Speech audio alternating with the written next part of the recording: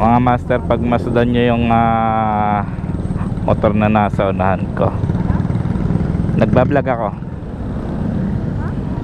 ako. Ito mga master, itong motor na nasa unahan ko, nakaputing t-shirt.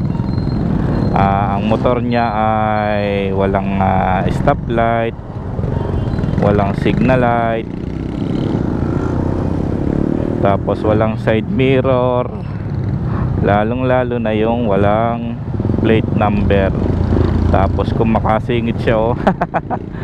Singit alanganin, muntikan na niya ako kanina eh. Kaya mahirap pa sawayin, baka mamaya may dala yan.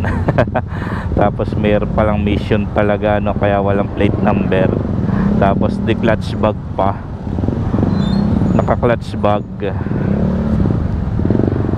walang plate number ang kanyang motor, walang side mirror, sangat ng sangat, nang walang pakundangan ay mukhang may tinatakbuhan. Kaya mga mahirap sawayin na